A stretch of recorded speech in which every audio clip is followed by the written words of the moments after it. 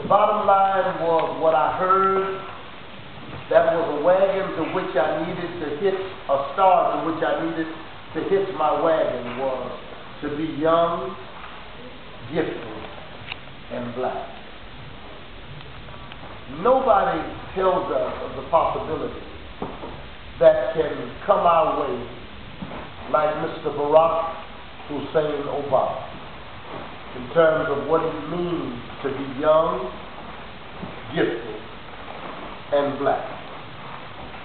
But for those of us who live with another reality that he does not have to live with every day, but is somewhat acquainted with, and is only around the corner from him, or even in the next room, is to be young, gifted, and black in our day and time is number one, to be targeted. To be young, you talk to anybody about it, that's an exciting thing. To be gifted, that is an exciting thing. But once you get to black, it means something different to be young, gifted, and white. Young, gifted, and black. For our sons and daughters, our grandsons and daughters, to be young, gifted, and black is to be targeted. Jawanza Kanjufu some time ago wrote a book entitled The Conspiracy to Destroy Black Boys. And in it he mentioned that in the school system, they start in the 4th grade, destroying the minds of African American males. To be young, gifted, and black in America is to be targeted. And anybody who ignores that reality does not live in the real world. Some years ago, a group of my men, while I was at St. Paul's, went to Washington to deal with a Project 2000. And what they discovered is that there was a conspiracy to make sure that every African American male within the next 20 to 25 years under the age of 16 had a record. To be young, gifted, and black in America is to be targeted. Secondly, to be young, gifted, and black in America is to risk identity loss. You can be young and gifted, but you can't be too black. But in doing that, you risk losing your own identity. And when we lose our identity, what is the purpose of our existence?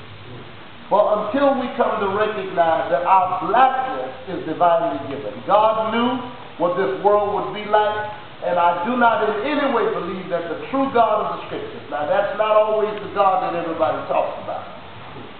Please, give me what I say that. Everybody who says God is not talking about that personality whose resume is between Genesis and Revelation. Sometimes we're in the same church talking about different gods. Sometimes we are in the same house talking about different gods. Definitely, we're in the same seminary talking about different gods. And so for us to be born black, we are to recognize that God has gifted us with a privilege and an opportunity. There are obstacles galore, but I would call the patron saint of black people these days, coming up out of the Protestant scriptures, not the Roman Catholic scriptures, but coming up out of the Protestant scriptures, y'all, the patron saint for black people is Saint Lazarus. Lazarus should be the patron saint of black people, because we've been dead and buried. And it looks sometimes as if Jesus has not come to our rescue, not even when we were sick. And if you read that story, you'll understand what I'm talking about. But the good news is that he may not come when you want him, but he's always on time. And when he shows up, even if we've been dead and buried, all Jesus says is, show me where you lay him. Show me where you lay him. So, to be young, gifted, and black is to run the risk of losing our identity, because it's all right to be young, definitely it's all right to be gifted, but you can't be too black. But God has made us black for a reason. And life is not a trick bag.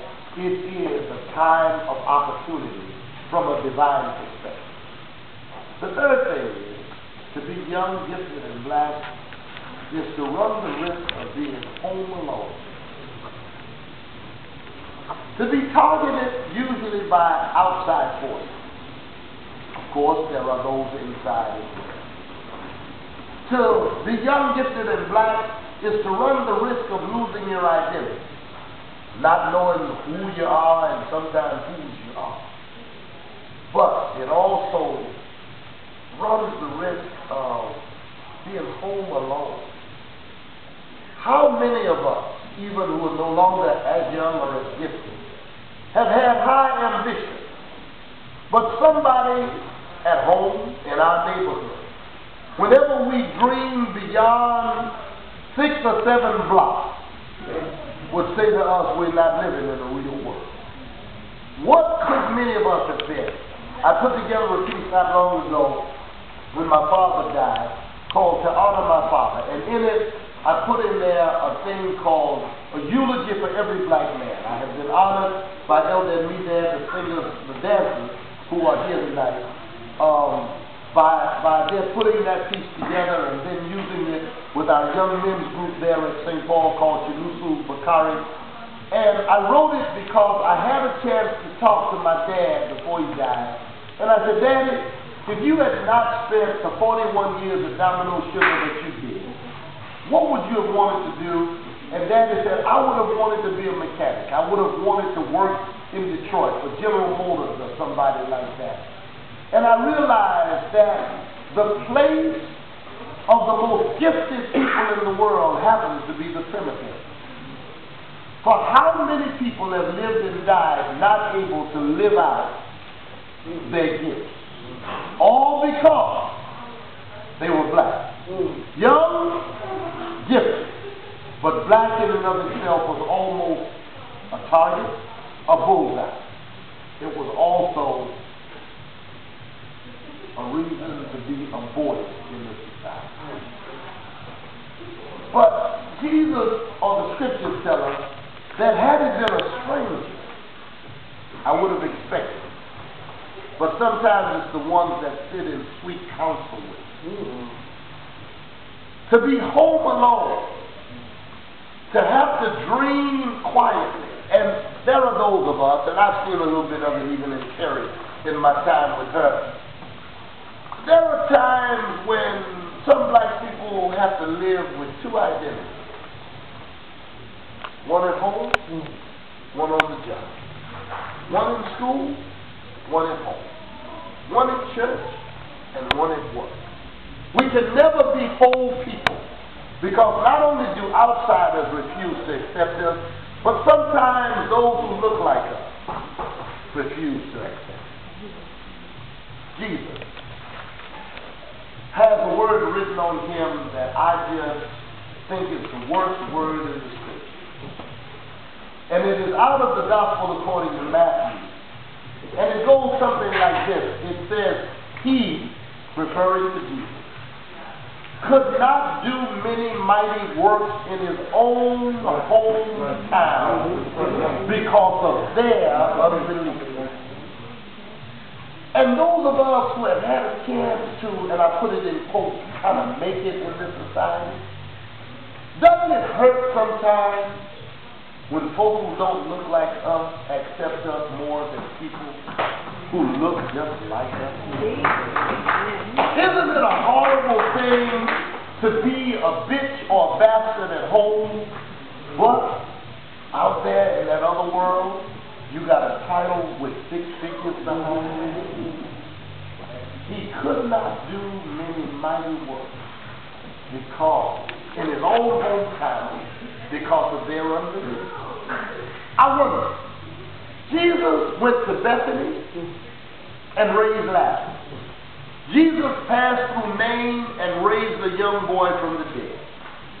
Jesus was out on the Sea of Galilee